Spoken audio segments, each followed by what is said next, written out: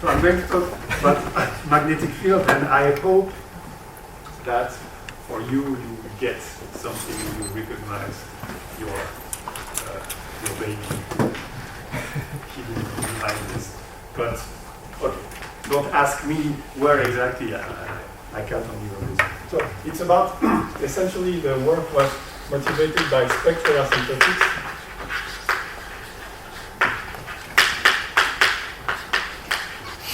For magnetic fields.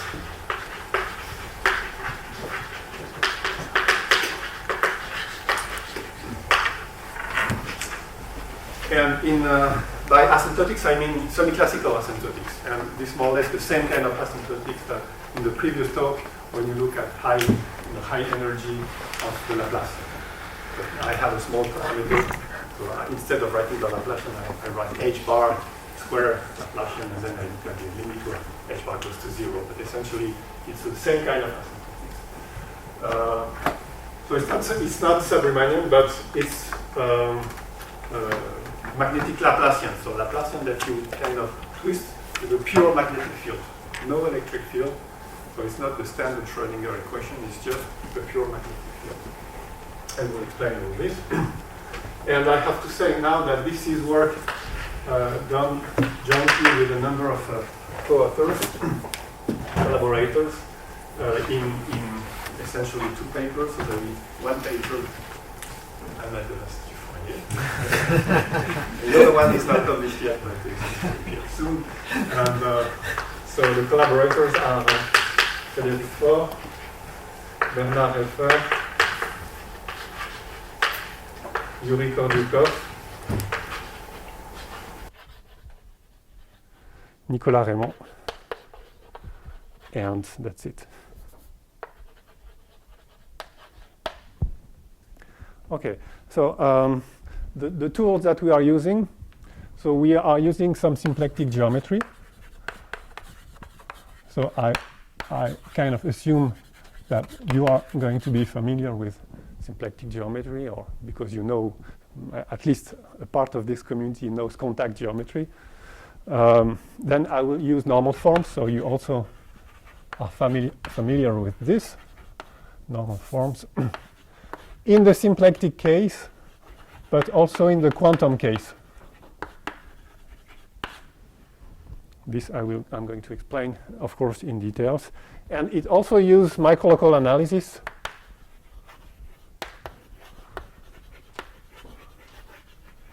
But I'm not going to be very precise on this, because otherwise this is going to make too much. In particular, there is something very important, is how to prove microlocalization of eigenfunctions, because we are not on a compact manifold, and this is quite subtle in the magnetic case. But this, I'm not going to insist on this point. I'm going to insist more on the kind of formal analysis or microlocal analysis of the normal form, which already is quite involved.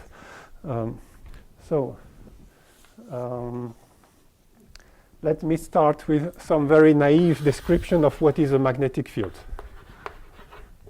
So I'm not a physicist, unfortunately, but I like to understand at least a little bit of physics. So in the physics literature, a magnetic field is in R3. Okay, that's it. And it's a vector field.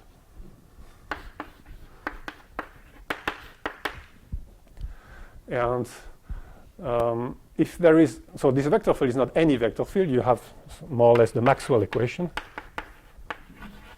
which tells you that this has to be divergence-free vector field. And then you try to look at the Newton's equation for the motion of a particle, of a charged particle in this magnetic field. No electric field, no interaction between, co-interaction between magnetic and electric field, just a pure magnetic field. So you have the Lorentz force.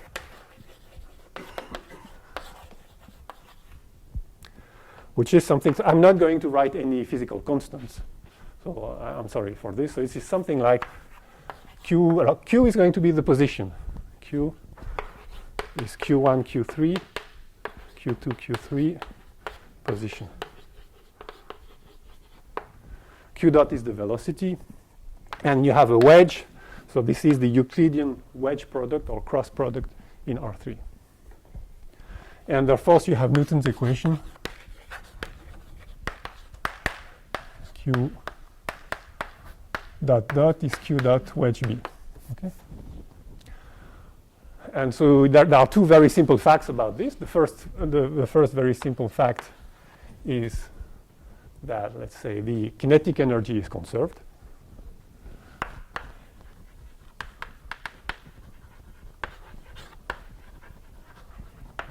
Because the kinetic energy is just here the norm square of Q dot, and because Q dot is orthogonal to Q dot dot, this is conserved.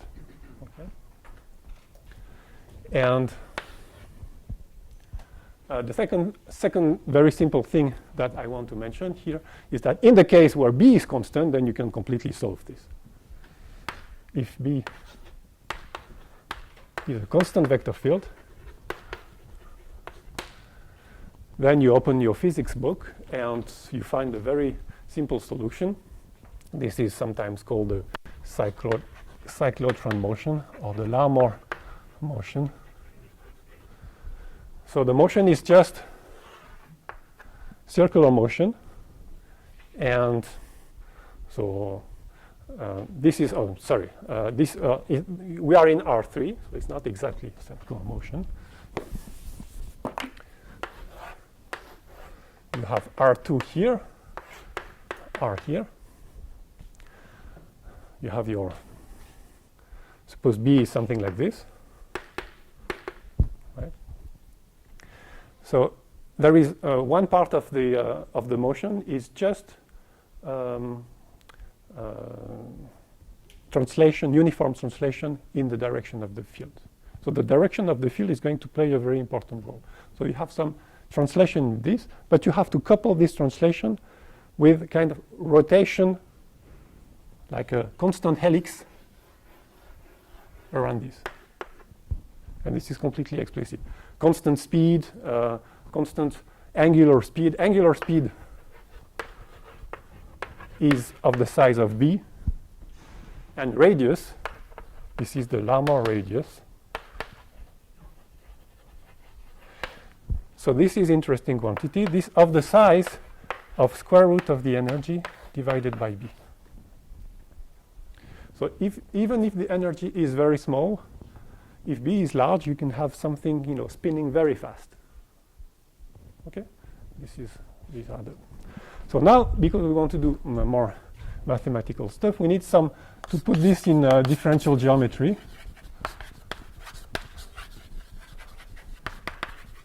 And it's more convenient to think of B as a two-form, right? You probably know this. And you notice that everywhere, at least starting from here, you need the Euclidean structure to define the motion of a charged particle in the magnetic field. So there is no way to escape the Euclidean structure, or Riemannian structure, by the way. So I introduced the volume, dvol, volume in R3, and you just define a two-form. B, I'm going to note it by the same letter. You take the inner product of the volume by the vector field, okay? And so this is a differential two-form, so antisymmetric matrix, okay? And in coordinates, I'm going to have it wrong. This is the very well-known. This is the vector, and the two-form is an antisymmetric matrix. And then I'm not even sure that this is completely correct here, because there is a convention on sign, and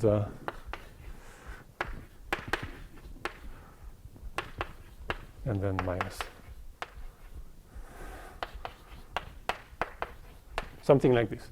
And applying this antisymmetric matrix to, so this is the matrix of the bilinear two form. If you take the wedge product by Q, this is the same as applying the two form to the vector. Okay, and this is not Oh yes, something I wanted to say is what about this Maxwell equation? So divergence of B times the D volume is just the Lie derivative by B of the volume, and by Cartan formula is just the exterior differential of this. And so this is just D B, right? So this is 0. So B is a closed-to form. And now you can think of a magnetic field as just a closed-to form. And now you can study in any dimension you want. Okay. Now we need some Hamiltonian formalism. And I'm going to try to be fast on this, but I think it's important to have this simple fact in mind.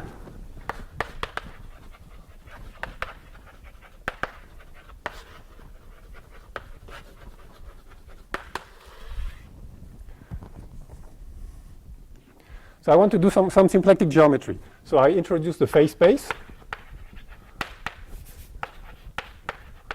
Okay, so I didn't really specify. Yes, I specified here. For me, the position space is R3. I'm not going to confine the position by geometry because in some sense, the interesting part of the talk is that I'm going to confine the dynamics with the magnetic field itself, nothing else, not by the geometry of the manifold. But this introduced some difficulties because in this case, R3 is non-compact, and for spectral theory, this causes some difficulties. But okay. So my phase space is just R6, the cotangent bundle of R3. Sorry. And with the standard symplectic form. So I have coordinate Q and P. P is the conjugated momentum to the position Q. And the Hamiltonian is the following. I take the Euclidean norm. So you see, we have symplectic structure, but we still need to keep track of the Euclidean structure. And there is no. Is going to be this. Sorry. What is A? A is one form, because essentially you have to think of P as a covector. So this is a one form. And is chosen such that dA is equal to B. I mean R3 here, so there is no condition. Okay? B is a closed-to form. So there is this is called the magnetic potential. Okay? So the first thing you have to prove, of course, is that it does not really depend on the choice of A. It only depends on B. This is very easy to check. This is an exercise. Another exercise is that the Hamiltonian flow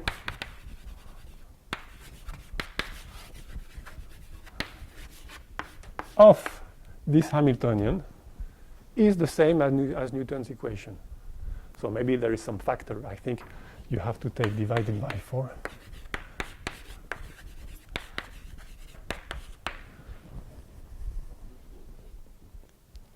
Sorry.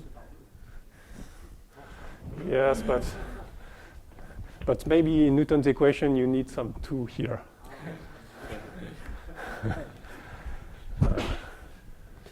And the proof is very easy. So you can check if this is 4, because you write the symplectic form in terms of the Euclidean metric. So you write. So let's say this Hamiltonian vector field is something like Q dot P dot, and you write dq dp, and you use this with the Euclidean scalar product.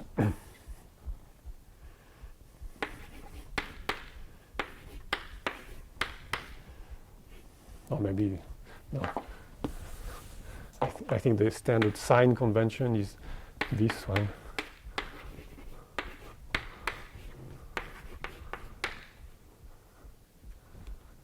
Yes? Right.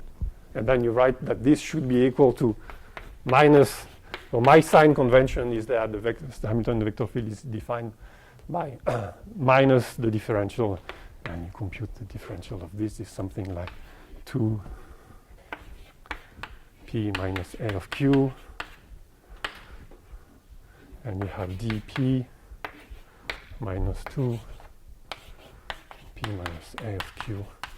And then I want to write this because there is one interesting quantity. You need to compute the tangent map at q of the one form A. Okay? I don't understand. P is number and Q is a vector. So P is No, P is in R3. This is in R3. This is in R3. so you said Okay. P minus A of Q. Yes. The A is a one form. Yes. P is not a one form. Yes. It's a cotangent vector. Oh yes, okay. So you write this, and then you just identify, and it gives you.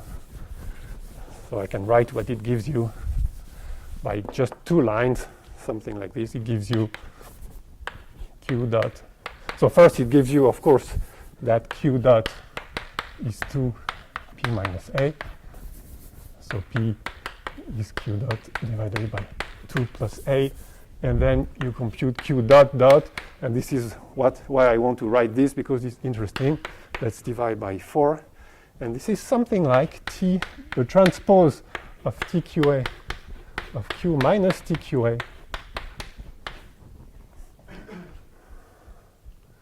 applied to q dot.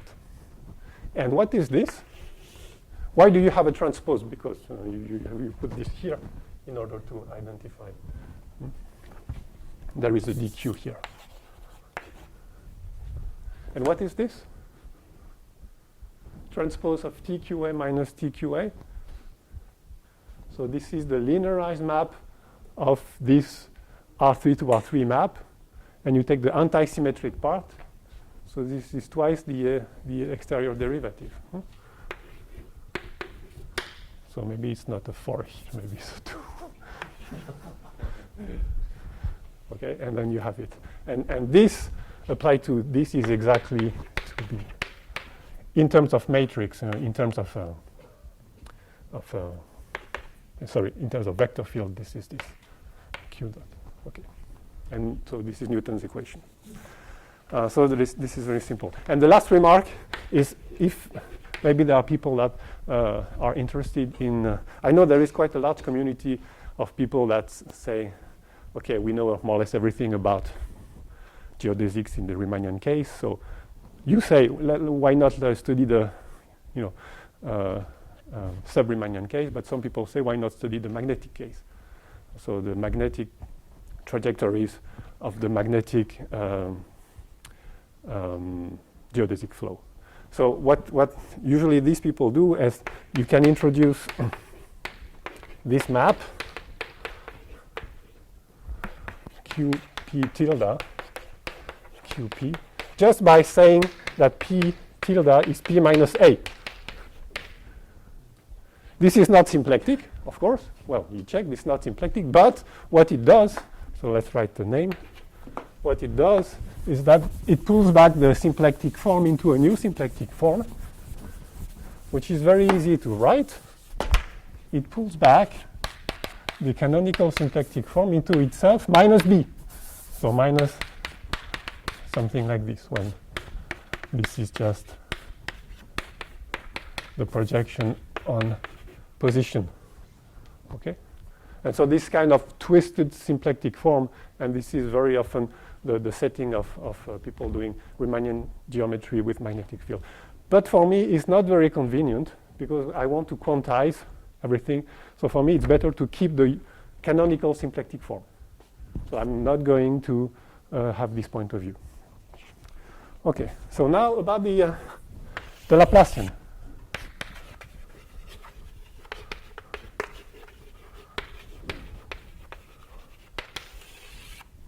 So by the way, when did I start? Did I start? Yes, I know. I hope so. But More than 35 minutes. okay, I started 20 minutes ago, something like this. Okay. So the magnetic Laplacian, so we have a different notation. I'll try to use delta because you guys like delta. In this case, because it's just the cotangent bundle of R3, I can use Weil quantization. But as you know, in the talk by Emmanuel or in the talk by Yves, there are other possibilities to define the magnetic Laplacian. But let me just take the Weil quantization with the semiclassical parameter of this Hamiltonian. Okay. Since it's completely explicit here, it's quadratic, you have an explicit formula. It's just the same when you replace P by, the correspondence principle, you replace P by 1 over h bar times the derivative. So it gives you I over, sorry, no, it's the opposite, h bar over I, sorry, I said it in the wrong, times the derivative minus A, and this is just a multiplication operator, right? And I take the Euclidean, in the sense that you take the square of all the components of these operators. So you have a sum of 3 squares. Okay? This is the magnetic Laplacian. And the question we want to investigate is about the spectrum of this, but more importantly, the discrete spectrum.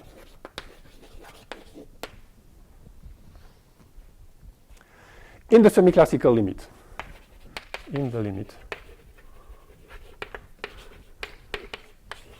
So if you don't like the semiclassical limit, in this case, it's very easy to remove this parameter. You just take a large magnetic field.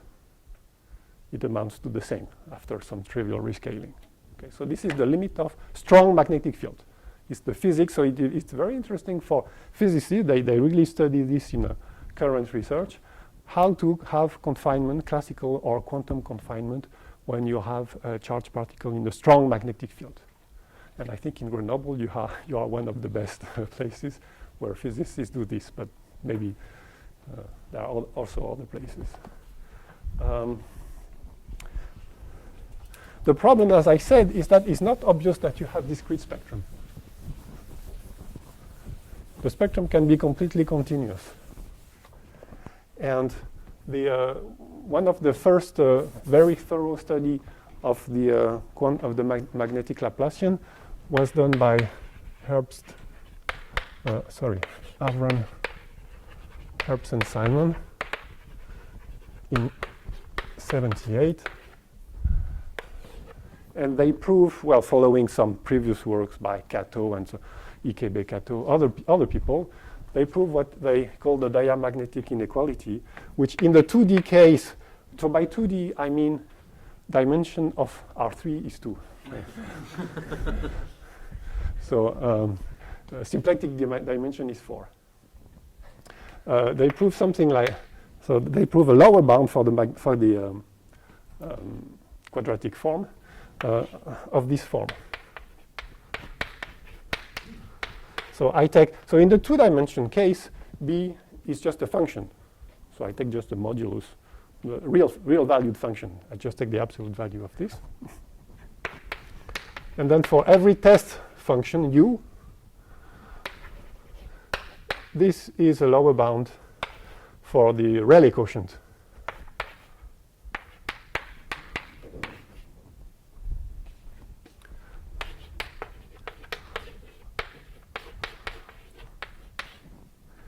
Which tells you actually two things. The first obvious thing is that the minimum of the spectrum is going to be roughly h bar times the minimum of B. This is a self-adjoint operator. You can, okay, we discussed this. By the way, it's even essentially self-adjoint because the coefficients are smooth. This is also a well-known fact. So there is a unique self-adjoint extension. So it is more or less the h bar times the minimum of B. That's first. And second, using some little bit more elaborate techniques, which people in the Schrödinger community call the Persson theorem. tells you something about the bottom of the essential spectrum. Which condition you have on A or on B? At that point, I only need A to be smooth. Only But then both conditions. oh yes, but not now.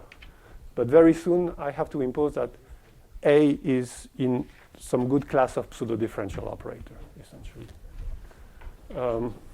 And the second is that a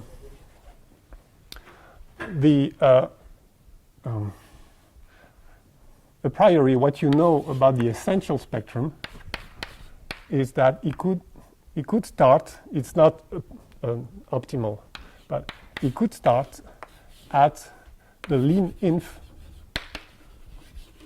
when q goes to infinity of B. And then there is h bar.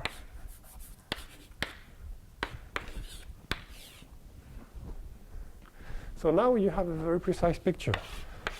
So you have Q, you plot the magnetic field. If it goes to 0 at infinity, you're dead. Because you could have essential spectrum all over the place, no discrete spectrum. So we're going to assume that the lim inf is going to be some strictly positive number at infinity. And then I'm going to assume, so this is the minimum, so B, let's say B naught, and this is B1, and I would like B naught to be strictly less than B1. And then I have some hope that in between here, I have some discrete spectrum. Well, it is proved that the spectrum here is discrete. It could be empty, but it's proved that it is discrete. Okay. So this is the place where I want to study. This is my spectral window. And you already see that it's a very small window because you have h bar, on both ends of the interval. So this regime forces you to study very low energies. High magnetic field, strong magnetic field, but low energies, low kinetic energies. Low by this I mean of the order of h bar energy. Energy means just the value of the Hamiltonian. Okay, this is the first observation. So what about 3D? 3D is more complicated because you don't only have a vector pointing in a fixed direction. The direction can oscillate. If it oscillates widely, then things don't behave very well for spectral theory. So if you assume something like the derivative of B are bounded by B itself, then it's good, and you have more or less the same up to a small error. You have more or less the same up to O. This is a more recent result with this reminder, 1 plus 1/4. So you have to add some correction of order h to the 5 divided by 4 to this bound here, but the result is the same. Okay. I think this is due to Helfer and sorry, I don't remember. There is another co-author. Okay. So essentially, this means that I'm going to focus on this very small spectral window, and which means that back to the symplectic geometry, I have to study symplectic geometry close to energy 0. So this is my next item, classical dynamic. So now maybe it's more interesting for you. Near, I'm going to call this sigma, this characteristic manifold, which is exactly where the kinetic energy is 0. So of course, you have to realize that at sigma, no kinetic energy means no motion. So sigma is a set of fixed points. So what is the picture? The picture is like this. This is my phase space. And sigma is just, what is h equal to 0? It's just p is equal to a of q, right? Because it's a double characteristic, what people said in the times of hyperellipticity, for instance. So it's not a regular hypersurface. It's not a 3-dimensional hypersurface. It's a 2-dimensional manifold. And this two-dimensional manifold is just a graph of the one form A in the cotangent bundle. Okay? So it's, I'm sorry, yes. No. I'm in any dimension. It's not a hypersurface, okay. The dimension is half. Thank you. So dimension is of sigma is, let's say, 3. Or sometimes 3 is equal to 2. Is the dimension of Q. So you have a graph like this. Okay? So here, maybe I will use some colors. Here you have fixed point. And now you start close to this. And what happens? So what do you expect from the discussion that we had? You expect this very small cyclotron motion, but very fast. And because the vector field B is not constant in this case, the whole point of this talk is B is not constant. Because if B is constant, this hypothesis is never be satisfied. So B is not constant.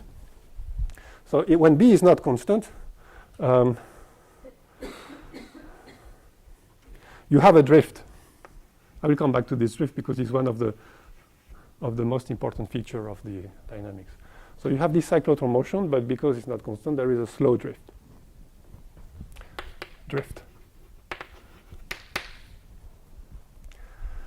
And this projects down. So sigma is, okay, no, sorry.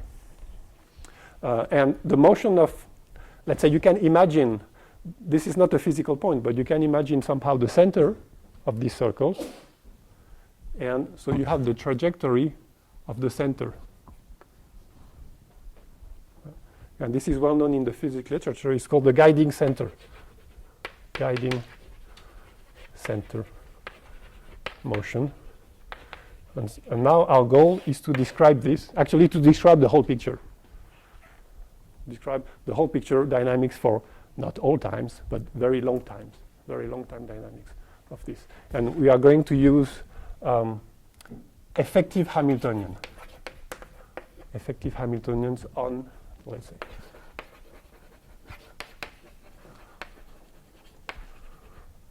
essentially on sigma. So we have, it's a kind of singular reduction. I don't know if you're familiar with Marsden-Weinstein reduction when you have symmetry. Here there is a kind of hidden almost symmetry. We reduce by the symmetry, then we are able to lower the number of degrees of freedom, and then we have the description of the dynamics on sigma, and sigma in some sense is used as a new phase space. Of course, if dimension is 3, it's not symplectic, but still there. Okay, this is the goal. Now I'm going to be more precise.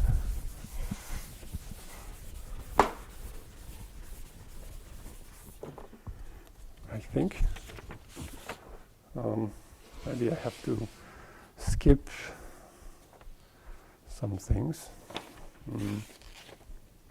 Oh, before being more precise, I want to discuss maybe the 3D case a little bit closer. There is something quite interesting. So, as I said, you have to consider the flow of B as a vector. So this is a vector field in R3. So you have what is called magnetic lines. Right? The flow of this vector field, the trajectory of this vector field. And so the motion, if you start at some point, is going to more or less follow these lines. But this is not the same as the drift that you have in 2 dimensions. This now corresponds to the uniform translation in the 3rd direction, in the direction of the magnetic field. So now you want to project this down on a surface which is transversal to B. So you have some kind of symplectic surface, sigma 2. And then, if this is exactly orthogonal in some sense, then you get no motion, just this circle. And now you can get also a drift. And this is the drift. Right? You have two motion that resemble the drift, but the true drift is this one. And now something very peculiar happens in this case is that if assume that here, for instance, here B is large, and also here. So the picture is something like this.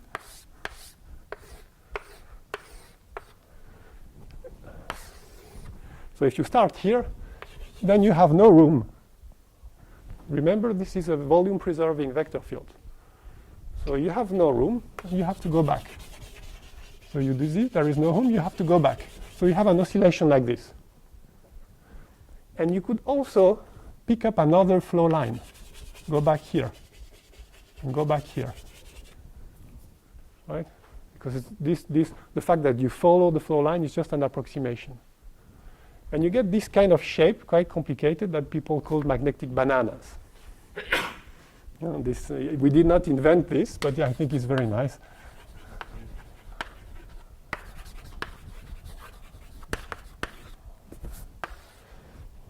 So we wish to describe this rigorously in some case. Okay, so now I can state the first result in the two-dimensional case. My goal was to insist on the three-dimensional case because you have this banana, it's more interesting, but maybe the statement of the two-dimensional case will help understanding the kind of notation, the kind of tools that we use. So normal form in 2D.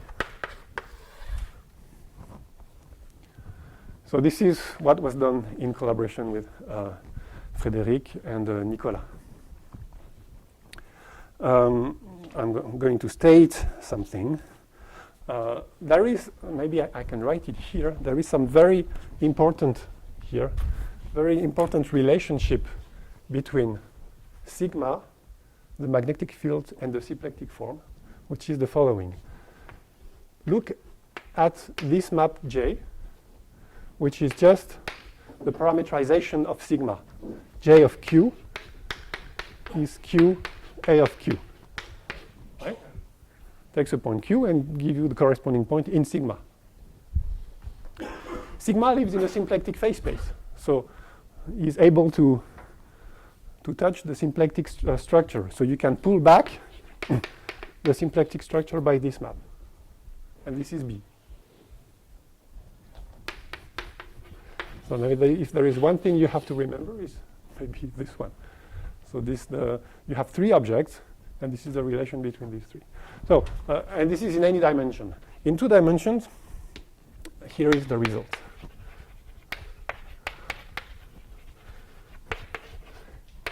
We will always assume that B is not 0. This is very important.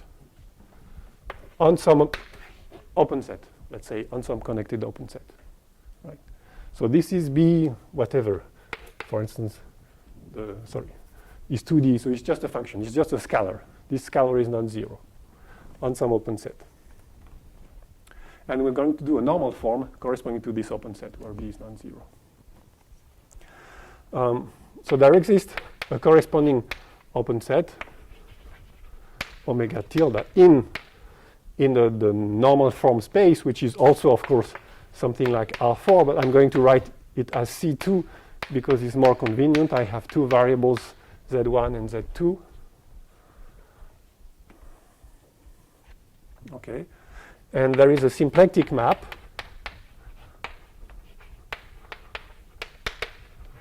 This is going to be the normal form for sub-riemannian geometry in the contact case. There is a symplectic map phi from omega tilde to R4 such that which sends Z1, Z2 to QP, and which sends the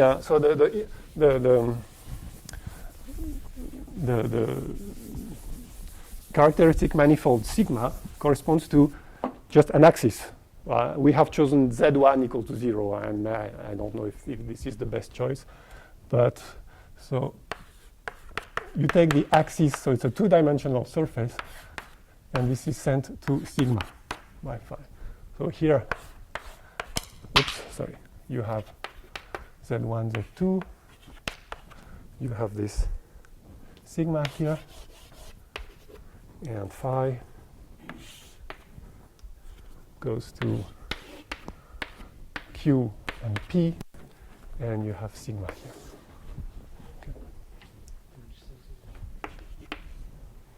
Okay. And moreover, so this is some kind of Darboux theorem relative to a hypersurface, a symplectic hypersurface, such that if you write the Hamiltonian in these new coordinates, and it's very simple, is Z1 squared, so this is the modulus square of the complex number, times, so I'm going to write maybe like this, a function of Z1 squared and Z2, plus a remainder, which is a formal remainder corresponding to the distance to sigma. And what is very important is that the first term, this is just the magnetic field itself. Of course, you have to compose by the corresponding diffeomorphism, but let me write it by slight abuse of notation. It's just the magnetic field itself plus O. Sorry, no, I should write also this term here, otherwise this does not make sense. So the whole term here is like this. And if you look at this, so this is the normal form. If you look at this normal form, you understand everything. It's a very simple normal form. Why? Because it's completely integrable. You have, separate coordinates, separate variables. And it's very easy to understand everything that I said in the two-dimensional case concerning dynamics. This is the cyclotron motion, because this is a harmonic oscillator. Right? If you look at the dynamics of this, it's just the sum of the two dynamics, because so one part is the cyclotron motion, and the other part is just the motion of B viewed as a Hamiltonian function itself on sigma. So this is what is very nice, is that we have reduced the dynamics to an effective Hamiltonian on sigma, and this Hamiltonian is just B plus higher order.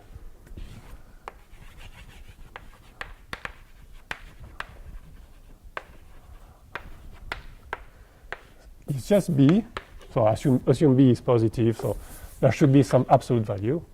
And yes. F, are you sure that there is a square?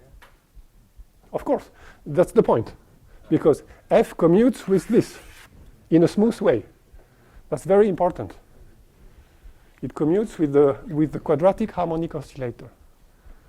Of course, if you do this, it also commutes, but then you have some problem of smoothness.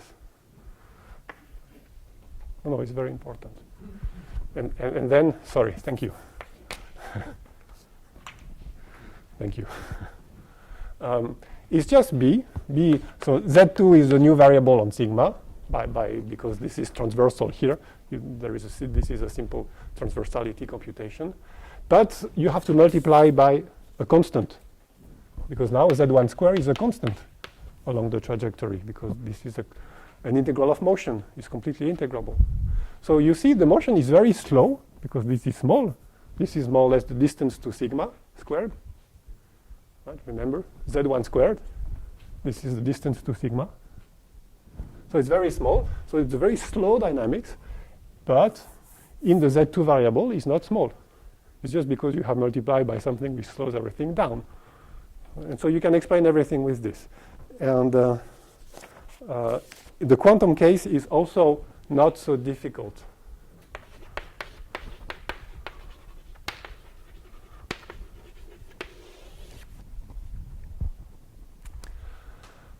So I'm going a little bit to wave my hand.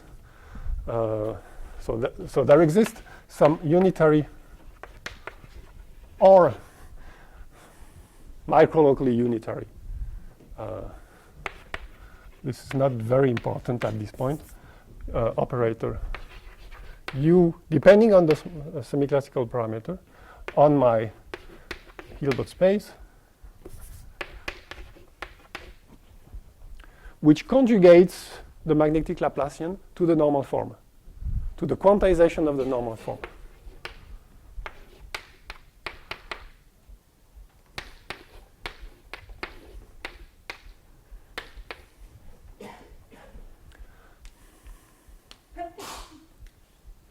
So let me write it.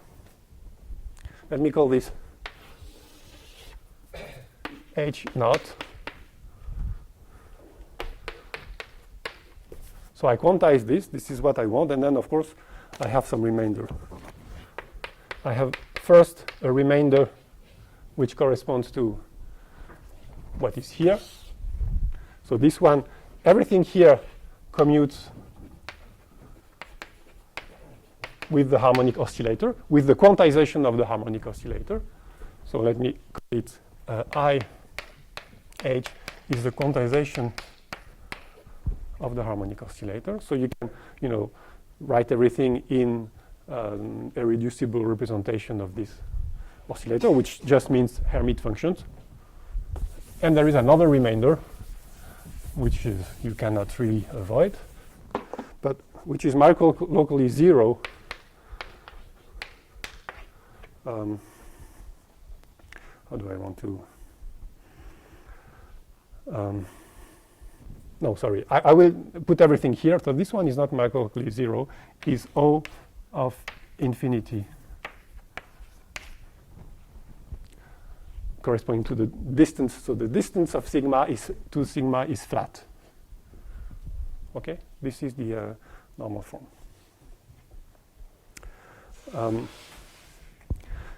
This is not the end, because the next step, so this is the theorem, but the important part of the theorem is because, so you need some microlocalization that I'm not going to enter to show that this is not going to cause a problem if you look at small energies. It's global on sigma. No. It's global where B is not zero. Okay. Omega. But this can be large. It can be large. Then it's global. At least it's global on any compact set for the topology. It's not uniform.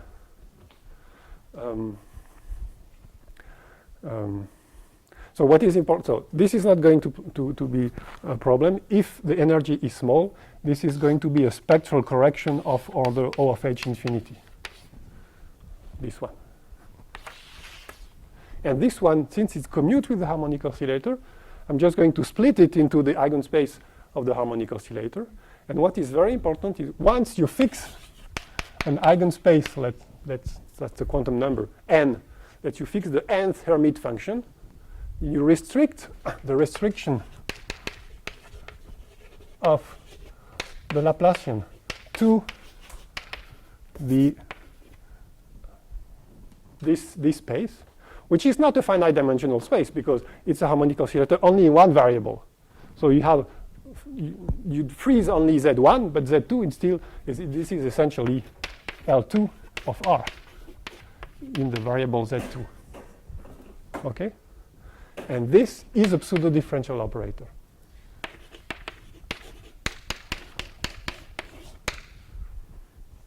Depending on n. There is an n here. But the n, you see exactly where it... So the principal symbol does not depend on n, because the principal symbol, I put principal in quotation mark, and this is important, because there is an h bar in front of everything, because if I replace Z1 squared by the eigenvalues of the harmonic oscillators, this is h times 2n plus 1. So there is an h bar. So the principal symbol is h bar 2n plus 1 times b. Okay? So with this you understand a lot of things, because you are left with a one-dimensional semiclassical pseudo-differential operator, and maybe you don't know, but there is a whole wealth of literature which tells you that you can have asymptotic expansion of everything you want, eigenfunction, eigenvalues in this case. And the result is that you have a complete asymptotic expansion of eigenvalue in this small spectral window that I plotted, depending on geometric assumptions on B. For instance, if you look close to a non-degenerate minimum of B, you can do it. On the contrary, if you look at the case where B, the level sets of B are submanifolds, and this is Bohr-Sommerfeld, there is also a result. And the result that you have is very interesting. And there is an open question here, because this one does not completely follow, but it gives you some hint, is the tunnel effect.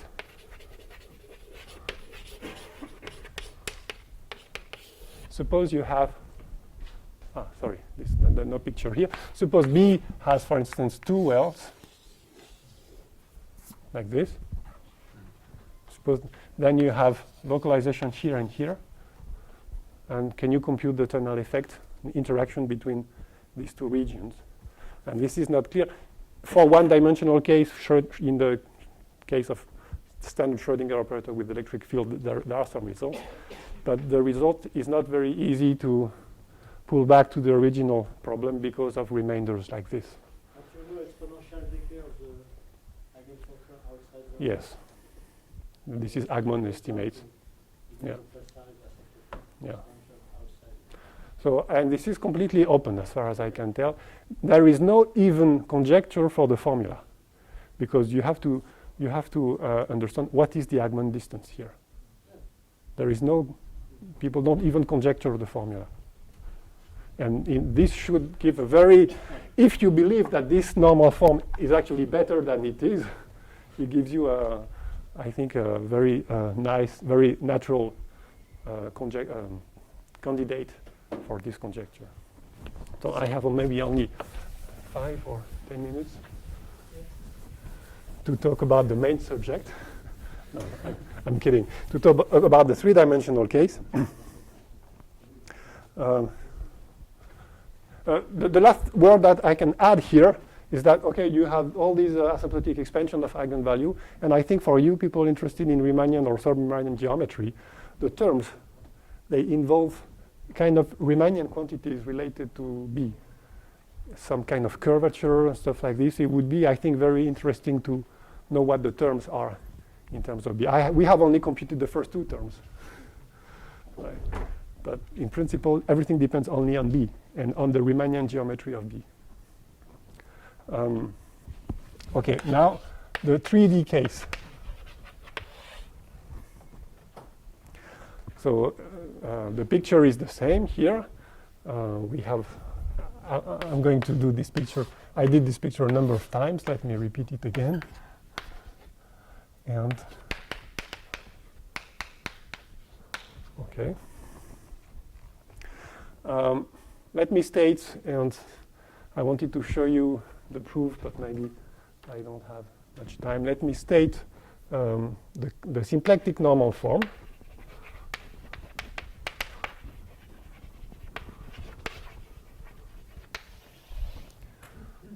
So this is not the contact case in terms of sub-Riemannian geometry, but this is the quasi-contact case.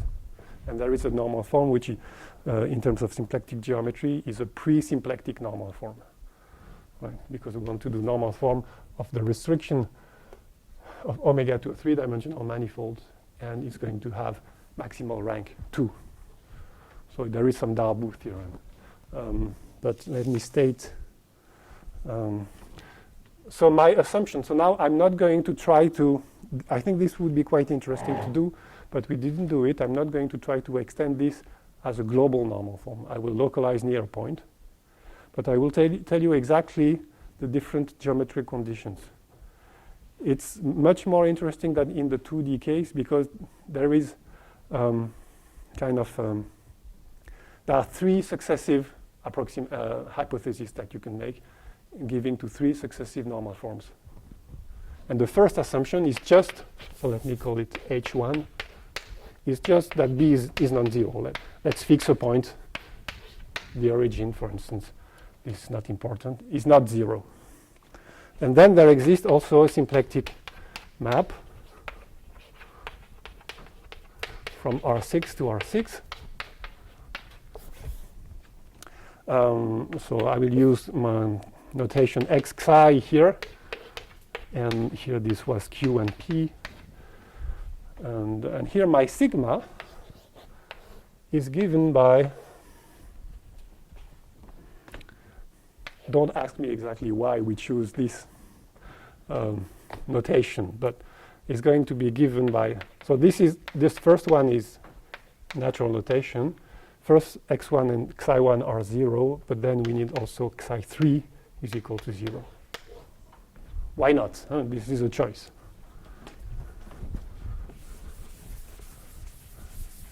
But the main difference between the two-dimensional case is that, of course, sigma is not symplectic. In the preceding case, sigma was endowed with the symplectic form B, and B was a non-vanishing function, so it was a symplectic submanifold. Here is not because of dimension 3, but still you can do pre-symplectic Darboux, and the result is that the Hamiltonian in these new coordinates is the following: xi3 squared. So here you have to pay a little bit attention to the notation. Plus, let me call it b of x2 xi2 x3 times this again is the harmonic oscillator, x1 squared plus xi1 squared plus remainder. And of course, we can be more precise. This remainder is also a function of z1 squared and the other variables.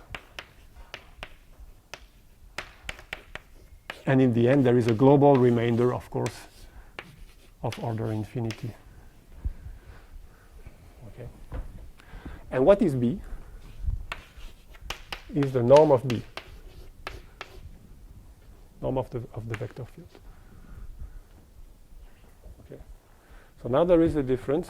Of course, we need a function because we need a Hamiltonian, and it turns out that what is important, what in the Hamiltonian formalism of this magnetic field in 3 dimensions is the norm of the magnetic field. So now we can do magnetic bottles by playing on with the norm of B. We can confine the dynamics. If B is large outside of some compact set, then we can try to confine the dynamic. But it's not obvious because it's not elliptic here. Something can vanish here. If this vanishes, this completely kills the confinement by B. But in the quantum case, this does not vanish because it's larger than h bar. So we have a very small confinement. But still, we have some confinement, and we can have some discrete spectrum and so on. So by the way, I can write the semiclassical or the quantum normal form in parallel to this. Is the same. You just quantize. So you can conjugate your Laplacian to an operator which is h squared d3 plus, and then you just take Weil quantization of this, of Weil of B. Then you take Weil quantization of this new, it was called I. Let me call it I again. This harmonic oscillator plus remainders. Okay. The difficulty is that this is not completely integrable. And the big difference between this and the 2-dimensional case is we don't know what to do at this point. It's very delicate. So the option was to try to see what physicists expected somehow. And this was the drawings with the magnetic bananas. So in the last 5 minutes, maybe, or 2 minutes, I will try to explain. So of course, I skipped the proof of this. I will try to explain the magnetic bananas.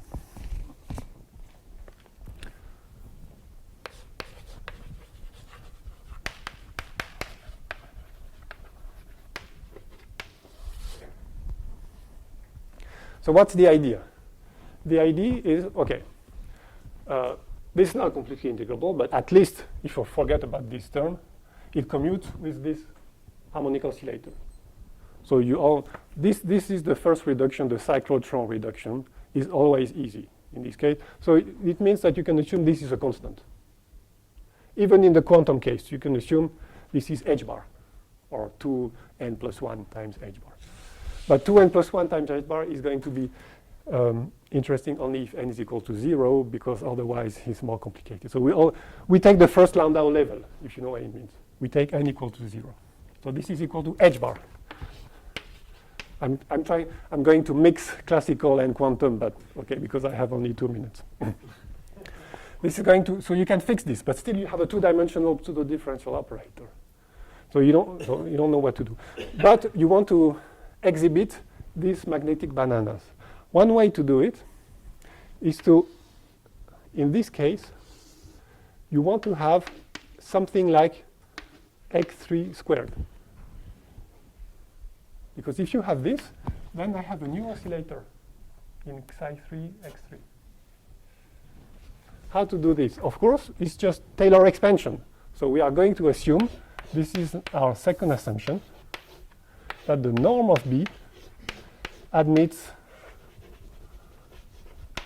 a non-degenerate minimum along the flow of B itself. Not in every direction, only in a one-dimensional direction. Remember, these are the flows of B, and you assume that when you, of course, you don't really follow this, but assume that you force, well, you restrict to this, and you want a minimum of this. And in this coordinate, it's very easy. It's just a function x3 goes to x2, xi2, x3. Because the flow of B, maybe I should have told this. It was not obvious in my statement here. B is the kernel of the magnetic 2 form. And so actually the direction of B here is the direction of x3. You can easily compute here. So the B is the x3. Is even equal under this symplectic diffeomorphism. So this is what it means. So you do Taylor expansion. And I just want to have the time to show you two difficulties, because I think this is what makes the paper interesting. So formally, you will have this.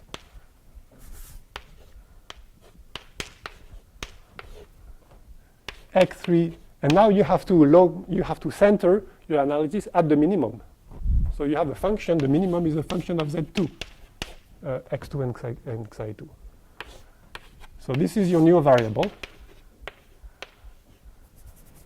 plus, etc. And there is some other C of Z2 here. This you can make it symplectic. Okay. By using also Weinstein theorem. But then you have a problem, is that, so okay, you have this oscillator. What is the frequency of this oscillator? It's square root of h bar. Okay? So what is natural is to do this change of variable.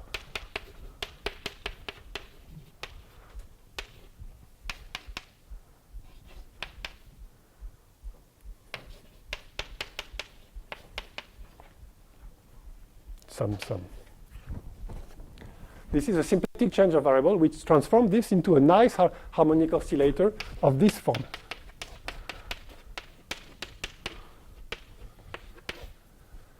But this is very bad because I have multiplied x3. X3 is going to go to infinity very fast. And I have x3 in the remainder here. So the remainder is going to explode. First problem. Second problem is that I also have things like this in the remainder, because this is of order 3 in the correct H bar counts 2, this counts 1, this is of order 3. So you have problems like this. So you can simplify this using a new, so it means that the center of your oscillation is not exactly 0, xi3 equal to 0, but you have to shift it a little bit by h. So you need to introduce a canonical transformation which depends on h. And in the quantum case, it's commuting by a pseudo-differential operator. So you can do it, and it turns out that you can do it because the main term is xi3 square, and the derivative is xi3 times something. So you can eat this term. So you see, there is a number of technical difficulties. This is not possible. And sorry, Grégoire. My last word is that the solution that we had is to change quantization.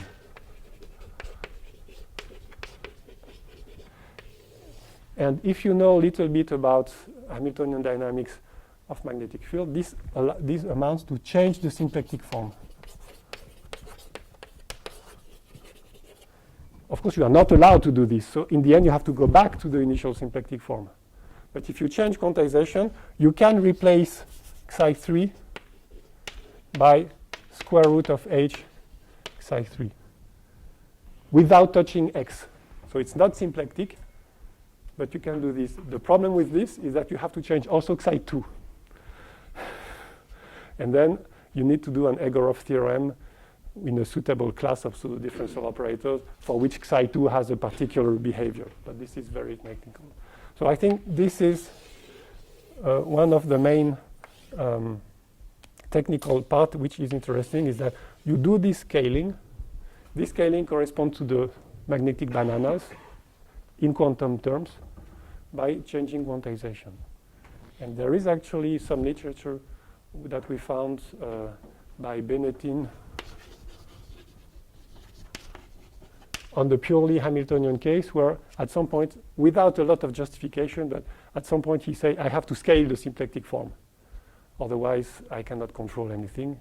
But the problem is that it's difficult to go back. You have to control. Okay, so of course, so I stop now.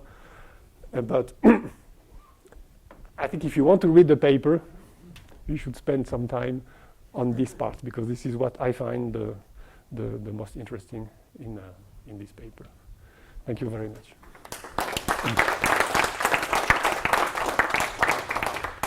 Some quick questions.